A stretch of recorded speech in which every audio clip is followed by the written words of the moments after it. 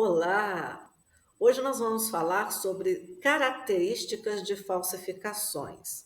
Nesta aula, nós vamos entender por que nós temos que conhecer quais são as características de falsificações em uma assinatura,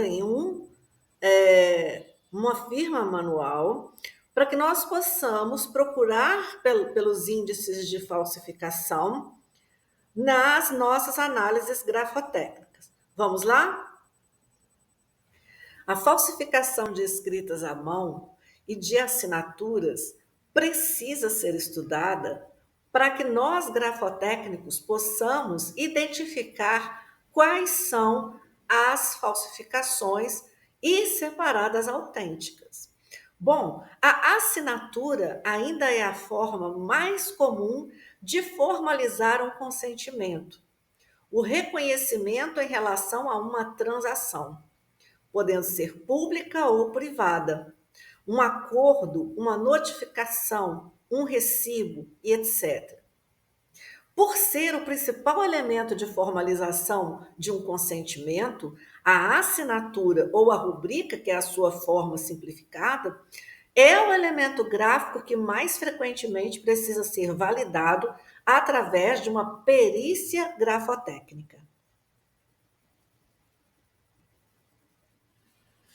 Bom, então nós vimos que as assinaturas apostas em original, assim como as escritas manuais, podem frequentemente serem validadas através de perícia grafotécnica, variando o método, que leva a fatores ou a elementos como gênese, gramas, momentos, pressão, direção, inclinação, dinâmica, idade gráfica, calibres, espaçamentos, hábitos gráficos e etc.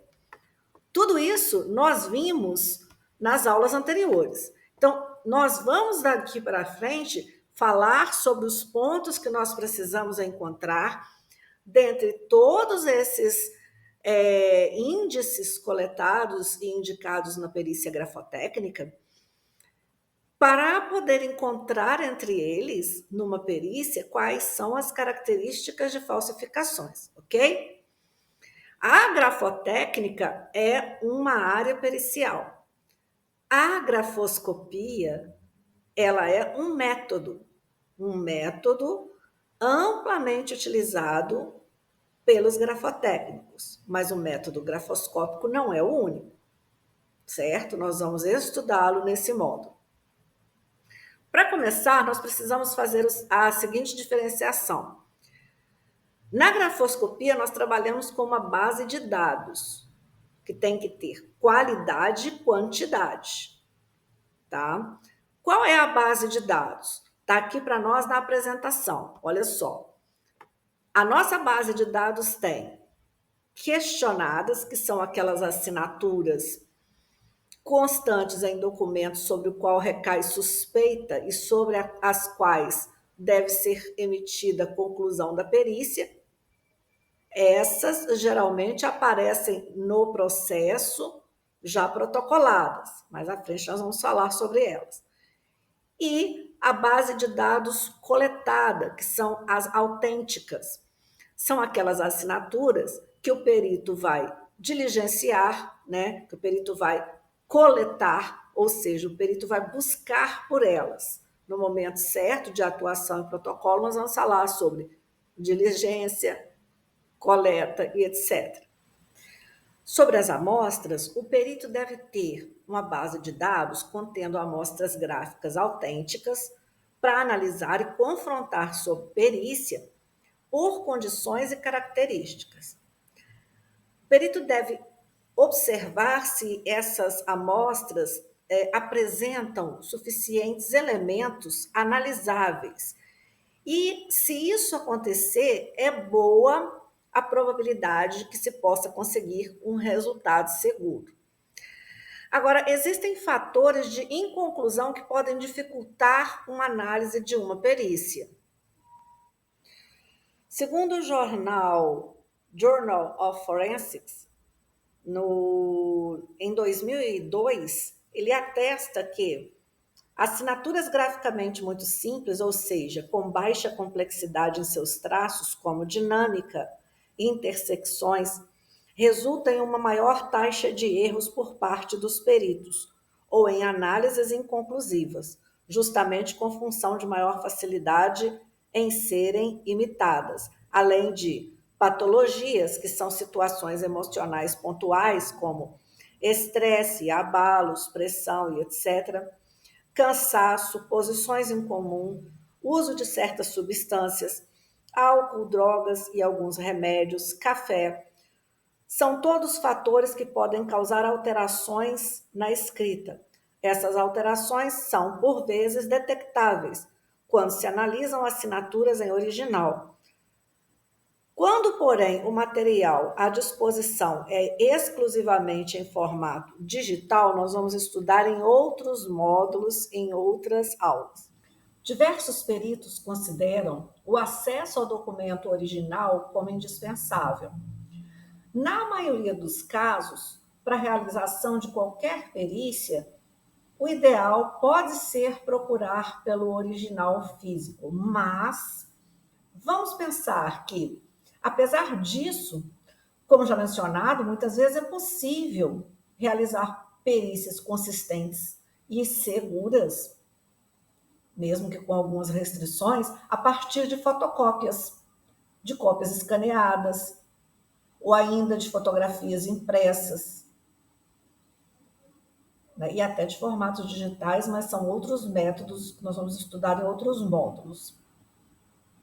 Também é possível fazer perícias em PDFs, arquivos JPG, né, já transformados em imagem, mesmo que seja a imagem de uma assinatura, nos casos em que não seja possível acesso ao documento original. Tá? O que a gente deve observar é que diversas características da escrita, sobretudo as características morfológicas já estudadas em aulas anteriores, e grafométricas, elas podem ser observadas em cópias, tá? E elas podem passar por grafoscopia. Por outro lado, na hora da análise, é preciso levar em consideração a qualidade da cópia e a verificação com atenção a possíveis montagens, alterações e manipulações, que não vai aqui, essa percepção do perito não vai adentrar em documentoscopia, vai ser apenas um adendo da grafotécnica naquele caso. É quase unânime entre os peritos que não existem duas assinaturas exatamente iguais, mesmo que sejam do mesmo autor.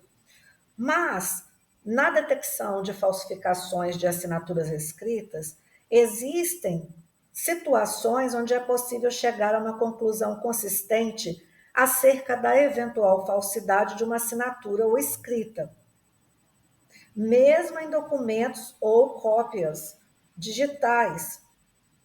Com base em diversos elementos, princípios e técnicas grafoscópicas, existe uma aceitação universal de que, no caso de assinaturas e escritas, a diferente qualidade gráfica da assinatura em relação ao resto do documento, ou em outras assinaturas e escritas, pode ser um forte indício de montagem. Uma das características de falsificação é o alinhamento horizontal. É sinal de suspeita encontrar diversas assinaturas com o mesmo alinhamento horizontal. Cada pessoa tem um alinhamento padrão quando assina. É prova de falsificação se encontradas duas assinaturas exatamente iguais em dois documentos diferentes. Em regra, os característicos dos traços mostrarão divergências. Divergências quanto às qualidades gerais do grafismo, divergências sobre as características listadas nesta apresentação.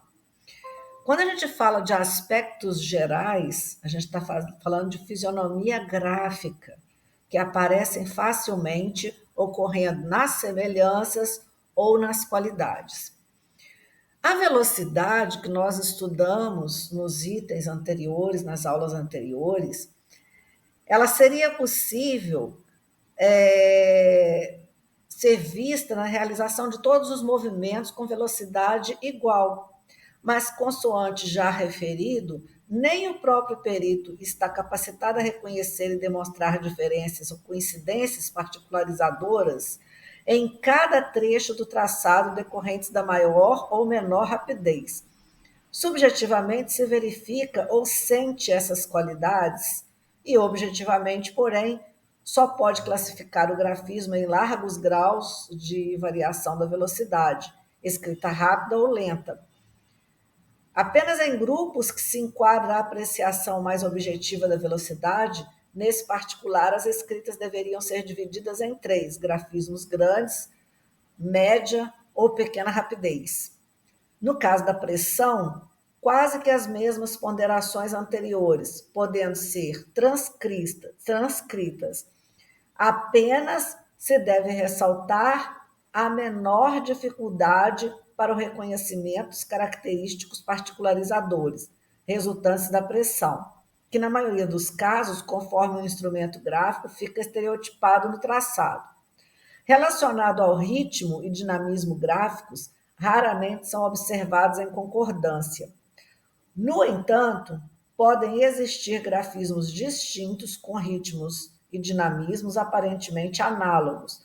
São raros, mas se admitem. A projeção do grafismo com maior facilidade, as concordâncias que podem aparecer. O andamento gráfico, já falado, dependerá da extensão do texto. As assinaturas são consideradas textos curtos. Os alinhamentos gráficos vão apresentar semelhanças que ocorrerão na sua proporção. Espaçamento, calibragem, relações de proporcionalidade gramática, limitações verbais ou gramaticais e valores angulares e curvilíneos estudados no módulo anterior.